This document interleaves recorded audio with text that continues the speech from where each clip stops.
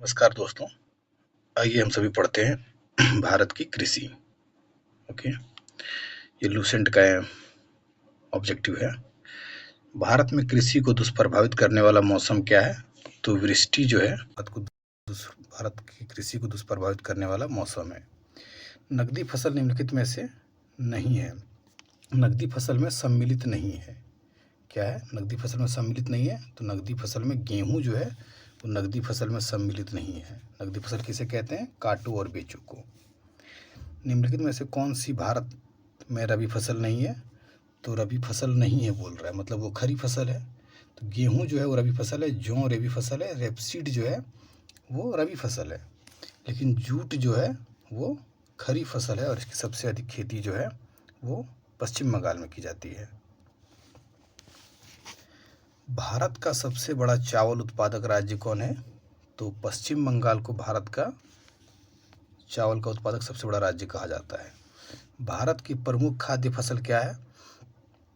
तो भारत की प्रमुख खाद्य फसल क्या है? तो भारत की जो प्रमुख खाद्य फसल चावल को कहा जाता है। निम्नलिखित में से किस क्षेत्र को भारत का चावल का कटोरा कहा जाता है? निम्नलिखित में से किस क्षेत्र को भारत का चावल का कटोरा कहा जाता है? तो कृष्णा गोदावरी डेल्टा क्षेत्र को चावल का कटोरा कहा जाता है। ओके, आगे बढ़ते हैं। भारत में गेहूं के प्रथम 3 बड़े उत्पादक राज्य कौन से हैं? तो उत्तर प्रदेश, मध्य प्रदेश और पंजाब जो है ये गेहूं के सबसे बड़े उत्पादक राज्य हैं। ठीक है।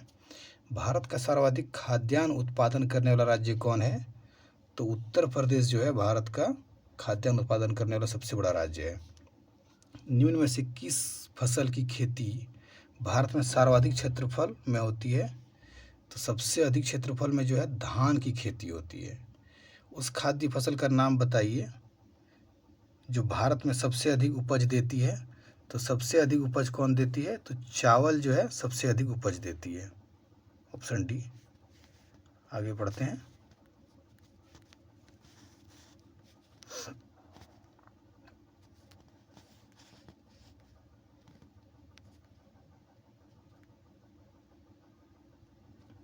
आगे बढ़ते हैं। भारत में हरित क्रांति किस मामले में सर्वाधिक सफल रही थी? तो भारत में जो हरित क्रांति जो है वो किस मामले में सबसे अधिक सर्वाधिक रही थी? तो गेहूं और चावल में जो है हरित क्रांति सबसे अधिक सफल रही थी। ओके। हरित क्रांति के फलस्वरूप देश में कुल खाद्यान्न निम्नलिखित में से किसका अंश कम हो गया था? तो मोटे अनाजों का जो है वो, मतलब यही दलहन और जो मोटे अनाज हैं इसका उपज कम हो गया था हरित क्रांति के आने के बाद। किस राज्य को भारत का धान्य भंडार के रूप में जाना जाता है? तो धान्य भंडार के रूप में जाना जाता है किसको? तो पंजाब को जो है धान्य भंडार के रूप में जाना जाता है। हरित क्रांति का अर्थ क्या है? तो हरित क्रांति का अर्थ है कृषक के आधुनिक विधियों का उपयोग कर प्रति एकड़ में फसल की उपज को बढ़ाना। यह हरित क्रांति का अर्थ है। भारत में हरित क्रांति जो है का जनक किसे माना जाता है? तो हरित क्रांति का जनक जो है एम.एस. स्वामीनाथन को माना जाता है। ठीक है, और वही हैं एम.एस. स्वामीनाथन। भारत का सबसे बड़ा मूंगफली उत्पादक राज्य कौन है? तो मूंगफली सबसे अधिक उत्पादन कहाँ होता है? तो गुजरात में। हमारे गुजरात में सबसे अधिक उत्पादन होता है मूंगफली का। भारत का सबसे बड़ा सोयाबीन उत्पादक राज्य क्या है? तो हमारा मध्य प्रदेश जो है। लेकिन मध्य प्रदेश में भारत का सबसे बड़ा सोयाबीन उत्पादक राज्य जो है वो महाराष्ट्र है। लेकिन सोयाबीन उत्पादन करने के लिए क्षेत्रफल सबसे अधिक किसके पास है? तो मध्य प्रदेश के पास है। कंफ्यूज नहीं होना है। सबसे बड़ा सोयाबीन उत्पादक राज्य जो है वो महाराष्ट्र को माना जाता है। ठीक है, चलिए। काजू का सबसे बड़ा उत्पादक राज्य कौन सा है? तो काजू का सबसे बड़ा उत्पादक राज्य जो है वो महाराष्ट्र है। भारत में सबसे अधिक दाल का उत्पादन कौन से राज्य करता है? तो दाल का सबसे अधिक उत्पादन जो है वो मध्य प्रदेश करता है, दलहन। सबसे अधिक मात्रा में केसर कहाँ होता है? तो केसर हमेशा ठंडी स्थानों में होगी। मतलब ठंडा स्थान कहाँ है? तो जम्मू कश्मीर में केसर मिलता है। केसर वही उत्पादन होता है। भारत में रेशम का सबसे अधिक उत्पादन करने वाला राज्य कौन सा है? तो कर्नाटक जो है वो भारत में सबसे अधिक रेशम उत्पादन करने वाला राज्य है, और कॉफ़ी भी उत्पादन करने वाला सबसे अधिक जो है कॉफ़ी उत्पादन करने वाला राज्य जो है वो कर्नाटक है। फल उत्पादन में भारत का विश्व में कौन सा स्थान है? तो फल उत्पादन में भारत का स्थान जो है वो दूसरा है, दूसरा स्थान है। सब्जी उत्पादन में भारत का स्थान कौन सा है? तो सब्जी उत्पादन में भारत का स्थान जो है वो दूसरा स्थान है। नारियल उत्पादन में भारत का स्थान कौन सा है? तो नारियल उत्पादन में भारत का स्थान जो है वो तीसरा है। ठीक है, अब आगे बढ़ते हैं। क्वेश्चन नंबर 25, निम्नलिखित में से कौन सा राज्य भारत में जूट का सबसे बड़ा उत्पादक है? जूट सबसे अधिक कहाँ होता है? तो पश्चिम बंगाल में जूट सबसे अधिक होता है। सबसे अधिक जूट कहाँ पर है? तो पश्चिम बंगाल में जूट का सबसे अधिक उत्पादन होता है। भारत में वृहद पैमाने पर जूट की खेती किस क्षेत्र में होती है? तो हुगली नदी के क्षेत्र में सबसे अधिक होती है। भारत में वृहत्तम पैमाने पर जूट की खेती किस नदी घाटी के क्षेत्र में की जाती है? तो हुगली नदी घाटी क्षेत्र में सबसे अधिक की जाती है। चलिए हम आगे बढ़ते हैं।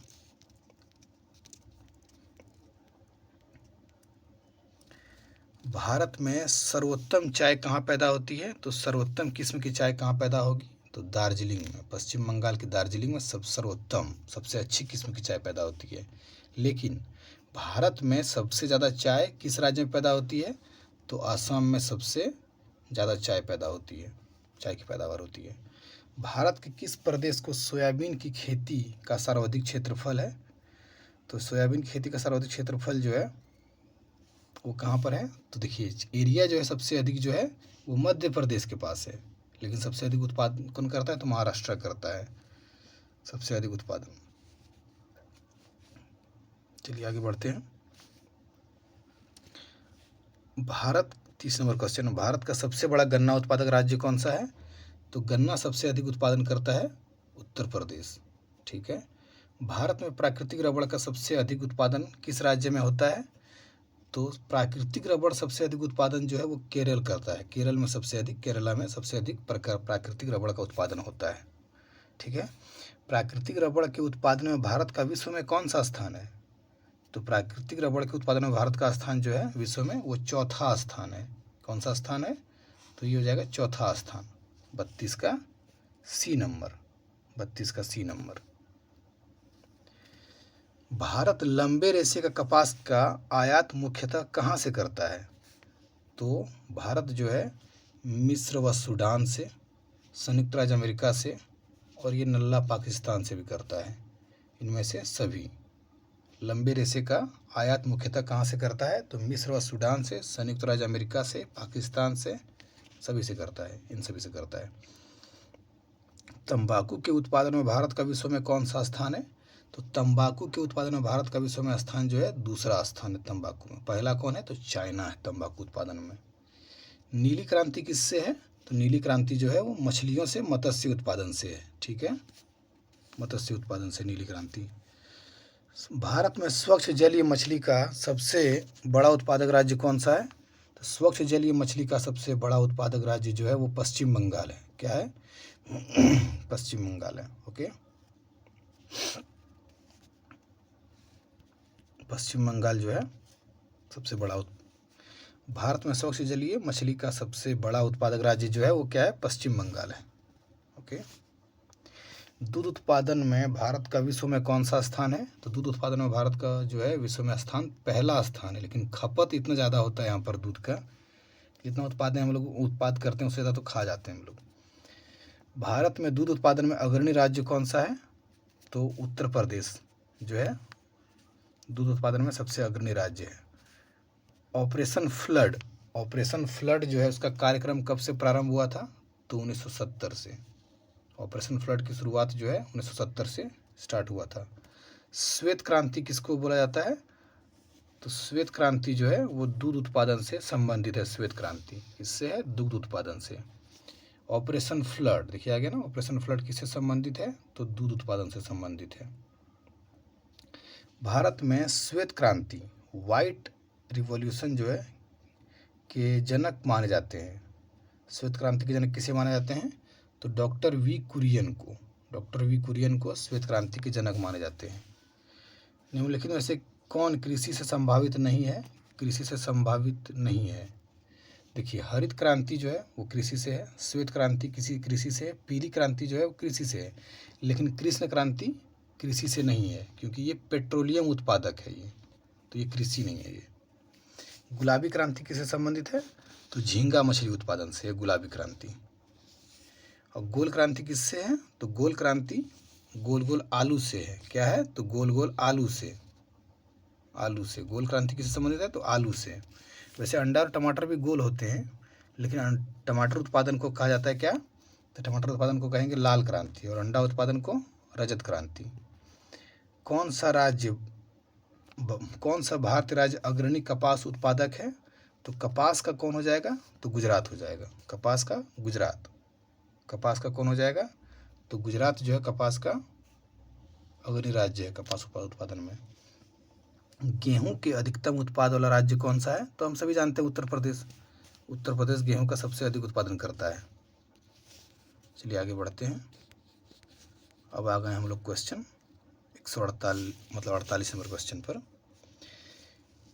किस भारत राज्य को चाय उत्पादक राज्य नहीं माना जाता है? देखिए चाय उत्पादक राज्य नहीं माना जाता है, क्वेश्चन घुमा के पूछ रहा है।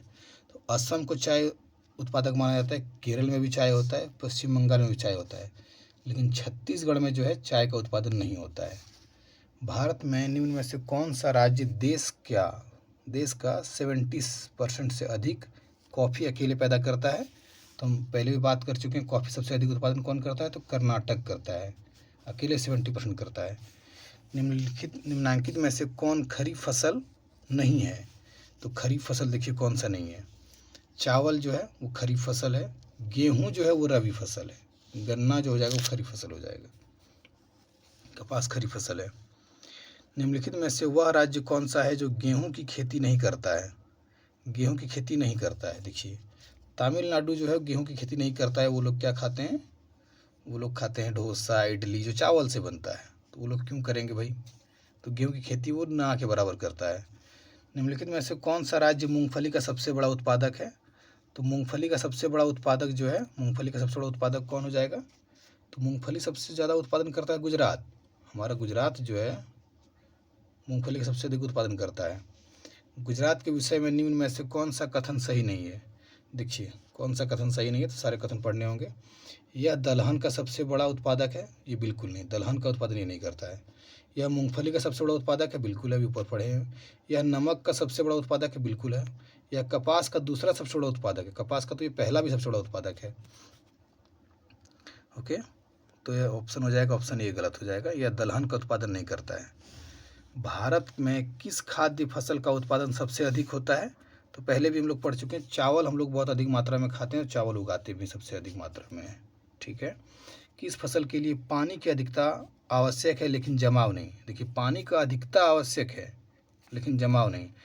यहाँ पर धान में ऑप्शन में है, लेकिन धान में जमाव पानी चाहिए, लेकिन चाय को भी पानी चाहिए लेकिन उसमें जमाव नहीं चाहिए, इसीलिए उसको ढलानों में उगाया जाता है ना, पहाड़ी क्षेत्रों में ढलानों में, लेकिन पानी चाहिए। इनमें से कौन खरीफ फसल नहीं है? देखिए खरीफ फसल नहीं है मतलब रबी फसल है। तो कपास जो है वो खरीफ फसल है, मूंगफली खरीफ फसल है, मक्का खरीफ फसल है, लेकिन सरसों जो है वो रबी फसल है। ठीक है, खरीफ फसल काटी जाती है, तो नवंबर के प्रारंभ में खरीफ फसल काटी जाती है, नवंबर के प्रारंभ में खरीफ फसल काटी जाती है। निम्नलिखित में से कौन सा शहर अंगूरों की पैदावार के लिए प्रसिद्ध है? तो इसमें ज़्यादा कुछ नहीं है, नासिक हम लोग सबको जानते हैं, नासिक अंगूर की पैदावार के लिए जाना जाता है। निम्नलिखित में से कौन सी नकदी फसल महाराष्ट्र में पैदा नहीं होती है? देखिए रबड़ पैदा होती है, नहीं है, बिल्कुल रबड़ नहीं। गन्ना पैदा होता है, गन्ना भी हल्का फुल्का होता है, तिलहन होता है, कपास होता है, लेकिन रबड़ जो है वो कहाँ पर होता है? तो केरला में होता है, केरल में रबड़ होता है ना। रेशा फसलें निम्नलिखित में से कौन सी है? रेशा फसलें। देखिए रेशा क्या है? जिसमें रेशा निकलता है, तो इसमें क्या हो जाएगा? ये सन कपास मक्का तो नहीं होगा, लेकिन कपास सन जूट जो है ये तो होगा ही, रेशा इसी में निकलता है। 60 का देख लीजिए, 60 का सी नंबर कपास सन और जूट। ठीक है, ये रेशा फसल है। झूम है एक, क्या है? झूम क्या है? तो झूम एक कृषि है, कृषि का तरीका है। स्थानांतरित कृषि को झूम कृषि बोलते हैं। कहाँ बोलते हैं?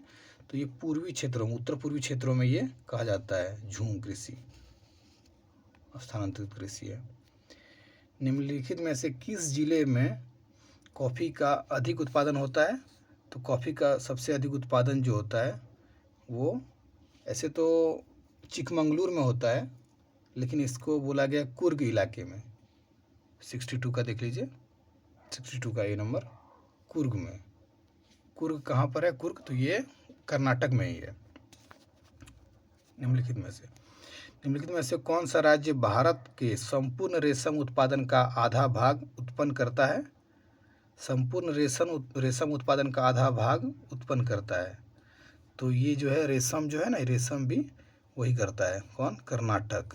रेशम सिल्क उत्पादन में कर्नाटक, 63 का ए नंबर, कर्नाटक आधा भाग करता है। भारत के कितने प्रतिशत लोग कृषि पर आधारित हैं? तो ये 52% लोग जो है अभी कृषि पर आधारित हैं। 52% लोग, 55% लोग जो है, 56% भी माना जाता है, 56% बोला जाता है, 52% इसमें दिया हुआ है। भारत में के कितने प्रतिशत लोग जो है कृषि पर आश्रित हैं? तो 52% लोग। जूट सबसे अधिक कहाँ होता है? तो जूट सबसे अधिक हम लोग जानते हैं बंगाल के डेल्टाई क्षेत्रों में होगा ना। जूट सबसे अधिक कहाँ होगा? तो बंगाल के डेल्टाई क्षेत्रों में। नीलगिरी की पहाड़ी क्षेत्र किसकी खेती के लिए जाना जाता है? तो नीलगिरी की पहाड़ी क्षेत्र जो है वो कॉफ़ी के लिए सबसे अधिक जाना जाता है। सबसे अधिक तो कॉफ़ी के लिए जाना जाता है नीलगिरी की, 66 का सी नंबर, कॉफ़ी। दक्षिण भारत में सर्वाधिक चाय उत्पादित करने वाला राज्य कौन है? तो दक्षिण भारत में सर्वाधिक चाय उत्पादित करने वाला राज्य, तो सबसे अधिक चाय उत्पादन कौन करता है? तो तमिलनाडु जो है ना सबसे अधिक चाय उत्पादन करता है। तमिलनाडु सबसे अधिक चाय उत्पादन करता है, तमिलनाडु, दक्षिण भारत में। अब आगे बढ़ते हैं।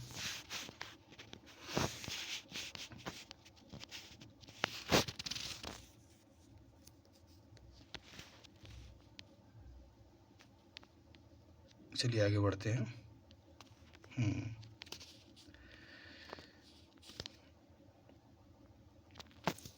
सर्वाधिक तंबाकू उत्पादित करने वाला राज्य कौन सा है? तो तंबाकू सबसे अधिक जो है आंध्र प्रदेश उत्पादन करता है, लेकिन यहाँ पे 2 को दिया हुआ है ना, तो आंध्र प्रदेश और ये जो है गुजरात, नहीं देखते हैं 68 का डी नंबर, गुजरात व आंध्र प्रदेश। हाँ वही तो, गुजरात और आंध्र प्रदेश। तंबाकू उत्पादित करने वाला 2 राज्य जो बोला है, तो गुजरात और आंध्र प्रदेश तंबाकू का उत्पादन करता है, सबसे अधिक उत्पादन करता है। भारत में मसालों का सर्वाधिक उत्पादन कौन करता है? तो देखिए मसालों का सर्वाधिक उत्पादन जो है ना वो 69 सी नंबर, मध्य प्रदेश। कन्फ्यूजन था थोड़ा सा। तो मध्य प्रदेश जो है मसालों का सबसे अधिक उत्पादन करता है, मध्य प्रदेश जो है मसालों का। लेकिन गरम मसाला बोले तो वो केरल करता है। भारत के किस राज्य में गन्ने की खेती के अंतर्गत सबसे अधिक भूमि है? तो गन्ना की सबसे अधिक भूमि जो है वो उत्तर प्रदेश में, और उत्तर प्रदेश करता भी है सबसे अधिक उत्पादन। भारतीय दलहन शोध संस्थान कहाँ है? तो दलहन के लिए जाना पड़ेगा हमें, कहाँ जानते हो? दलहन के लिए कानपुर। कहाँ जाना पड़ेगा? कानपुर, दलहन के लिए।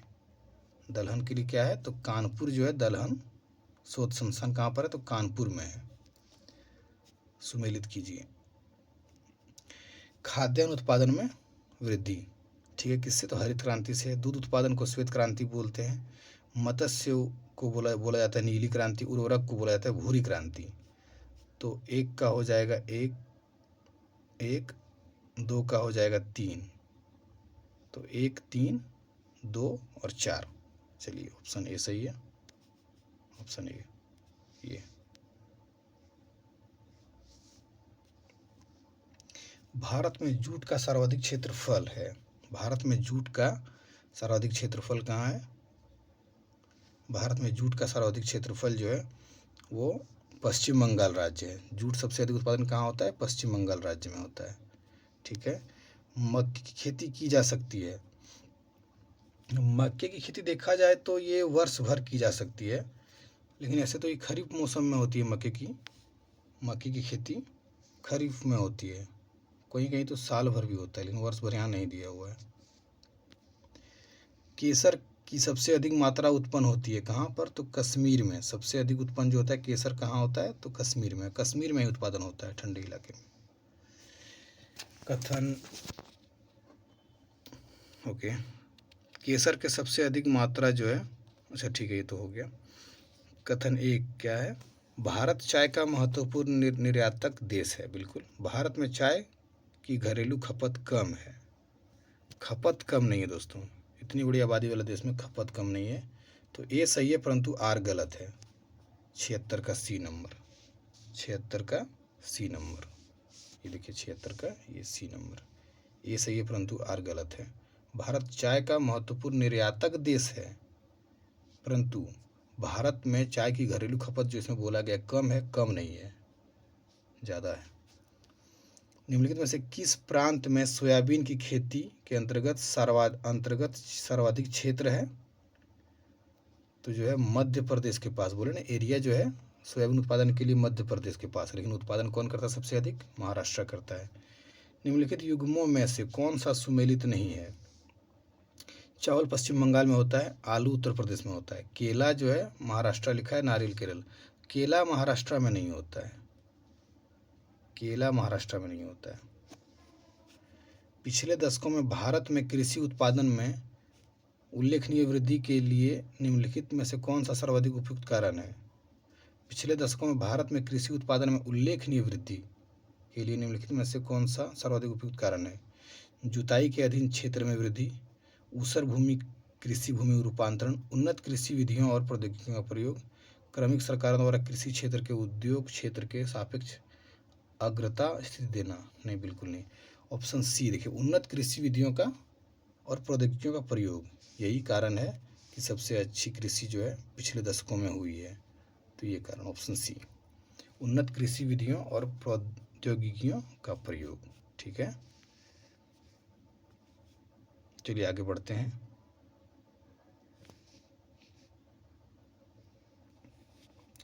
केंद्रीय उपोष्ण बागवानी संस्थान अवस्थित है। केंद्रीय उपोष्ण बागवानी संस्थान अवस्थित है। बागवानी वाला, बागवानी के लिए जाना जाता है बेंगलुरु को, बागवानी के लिए। वहाँ एक लाल बाग है, बहुत बड़ा बाग, बागवानी के लिए जाना जाता है। ओके, आगे बढ़ते हैं।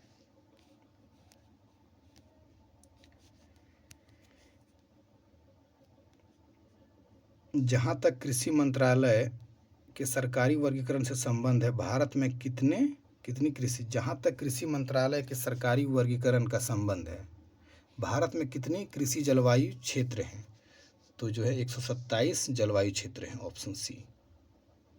गलत युग्म का पहचान कीजिए। चाय असम में होती है, बिल्कुल सही होती है। मूंगफली बिहार में नहीं होती है, वो तो महाराष्ट्र में, गुजरात में सबसे अधिक। नारियल केरल में होती है और गन्ना उत्तर प्रदेश में, तो ऑप्शन 20 में गलत हो जाएगा। ठीक है, उत्तर प्रदेश की प्रमुख फसल क्या है, तो उसकी प्रमुख फसल जो है इसमें से दिया गया है, मतलब गेहूँ ऐसे प्रमुख फसल है उसका, उत्तर प्रदेश का। 83 का सी नंबर, 83 का सी नंबर। भारत में मुख्य कृषि पदार्थ आयात मद है क्या, मुख्य कृषि पदार्थ आयात, जो आयात करते हैं हम लोग, तो खाद्य तेल का सबसे अधिक आयात करते हैं, दालें आयात नहीं करते हैं, कॉफ़ी आयात नहीं करते हैं, चीनी आयात नहीं करते हैं। केरल राज्य विश्व भर में किसके संवर्धन के लिए जाना जाता है, केरल राज्य जो है विश्व भर में किसके संवर्धन के लिए जाना जाता है, तो केरल राज्य जो है ना वो गरम मसालों के लिए जाना जाता है। पहले बात किए थे ना, गरम मसाले के लिए जाना जाता है केरल राज्य। गन्ना उत्पादन में राज्यों का सही आरोही क्रम है, गन्ना उत्पादन में राज्यों का सही आरोही क्रम क्या है, गन्ना उत्पादन में बोला है तो उत्तर प्रदेश हो जाएगा। ठीक है, उत्तर प्रदेश, कर्नाटक 86 का देखिए, option B number, Uttar Pradesh है, महाराष्ट्र और कर्नाटक, यहाँ भी दिया हुआ लेकिन यहाँ देखिए उत्तर प्रदेश, महाराष्ट्र और कर्नाटक, ऑप्शन बी नंबर। सबसे पहले उत्तर प्रदेश में होता है, उत्तर प्रदेश के नज़दीक में महाराष्ट्र, वहाँ पे होता है, फिर होता है कर्नाटक में गन्ना उत्पादन। सुमेलित कीजिए। चाय, चाय कहाँ पर, तो आसाम में, ईख मतलब गन्ना उत्तर प्रदेश में, मूंगफली गुजरात और सेब हिमाचल प्रदेश। ठीक है, तो चाय 2 हो जाएगा, ईख तो 2 3, देखिए कौन सा हो जाएगा 2 3, ऑप्शन बी एक ही में है 4-1, 2-3-4-1, ऑप्शन बी ये। पीत क्रांति, पीली क्रांति जिसको बोला था, पीत क्रांति यानी कि पीली क्रांति। पीली क्रांति किससे संबंधित है? तो तिलहन से संबंधित है। क्या है? तो तिलहन से संबंधित है पीली क्रांति। ओके। नीली क्रांति संबंधित है किससे? तो नीली क्रांति जो है वो मछली से संबंधित है। नीली क्रांति किससे संबंधित है? तो मछली से। दक्षिण पश्चिम मानसून के तत्काल बाद बोई गई फसल क्या है? तत्काल बाद, तुरंत बाद। देखिए, दक्षिण पश्चिम मानसून आता है और हम लोग तुरंत क्या करते हैं? तो हम लोग जो है खरीफ की खेती करते हैं, खरीफ फसल की खरीफ फसल उगाते हैं हम लोग। ठीक है।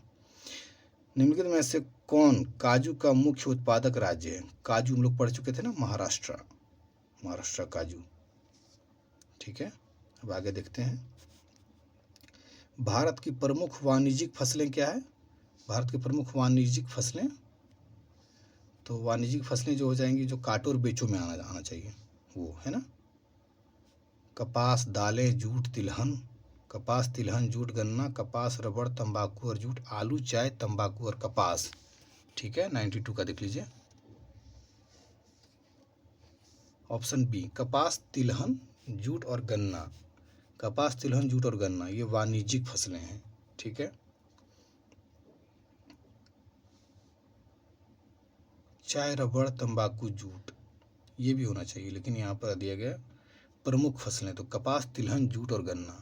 ठीक है। तंबाकू में थोड़ा सा इशू भी हो सकता है। महाराष्ट्र की काली मिट्टी के क्षेत्र में कपास को गन्ने की फसल से प्रतिस्पर्धा का सामना करना पड़ रहा है। इसका कारण क्या है? तो इसका कारण देखिए क्या है, इस क्षेत्र में कपास की उत्पादकता घटना बिल्कुल नहीं, ऐसा नहीं हो रहा है। इस क्षेत्र की जलवायु सामान्य परिवर्तन बिल्कुल नहीं।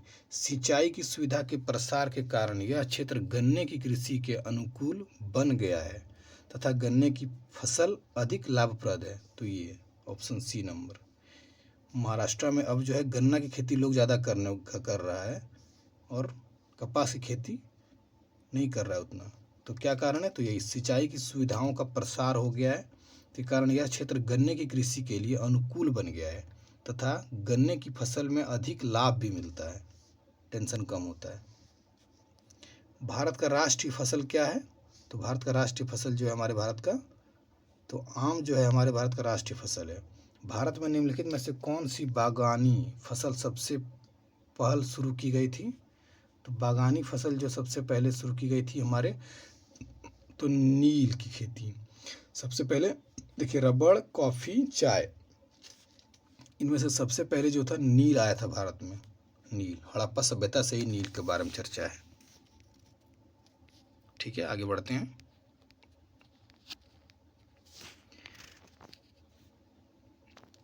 लिखा है रबी फसलें डैश के मौसम में उगाई जाती है। रबी फसलें, तो रबी फसलें जो है वो सर्दी के मौसम में उगाई जाती है ना। रबी फसल के मौसम में भारत में निम्न में से कौन सी फसल समूह में उगाई जाती है? चावल, मक्का, गेहूँ, गेहूँ, सरसों, चना। गेहूँ, सरसों, चना, जौ, मक्का, चावल, बाजरा, चना। तो बोला कौन सी उगाई जाती है? तो गेहूँ, सरसों और चना ये सब जो है रबी फसल है। 97 का बी नंबर। जौ, मक्का, चावल तो नहीं होगा, बाजरा, चना और चावल, चावल तो नहीं होगा किसी मायने में, तो यहीं पर कट जा रहा है। ठीक है। उत्तर प्रदेश निम्नलिखित में से किस फसल का देश का सबसे बड़ा उत्पादक है? तो उत्तर प्रदेश जो है सबसे अधिक जो है यहाँ फिलहाल निम्नलिखित में से दिया है, तो आलू, चावल, गन्ना, तंबाकू। तो गन्ना सबसे अधिक उत्पादित करता है।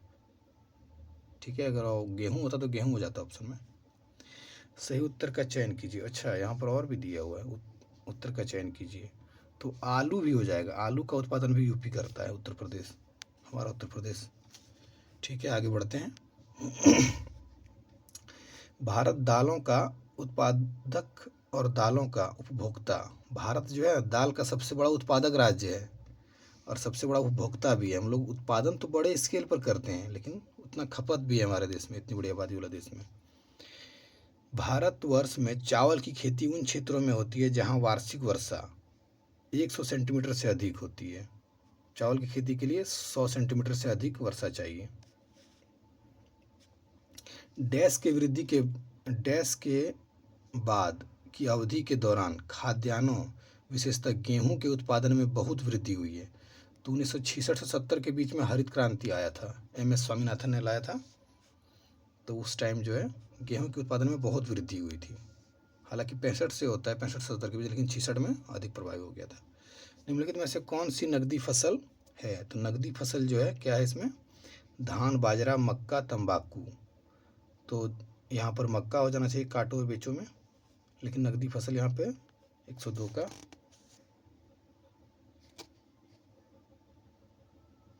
का डी नंबर देखिए, तंबाकू जो है उसको माना जाता है निम्नलिखित में से नकदी फसल, तंबाकू को। निम्न में से कौन सी एक फसल व्यापारिक नहीं है? निम्न में से कौन सी एक फसल व्यापारिक नहीं है? तो इसमें गन्ना, कपास, बाजरा। तो ये जो है बाजरा जो है, बाजरा ये व्यापारिक नहीं है, ये तुरंत ये काटो बेचो वाला नहीं है। 103 का डी नंबर। निम्न में से कौन सी खरीफ फसल नहीं है? देखिए खरीफ फसल पूछा है कि निम्न में से कौन सी खरीफ फसल नहीं है? कपास जो है वो खरीफ फसल है, मूंगफली खरीफ फसल है, मक्का खरीफ फसल है, सरसों ठंडी के मौसम में उगाई जाती है, सरसों का खेत ठंडी के मौसम में। निम्नलिखित में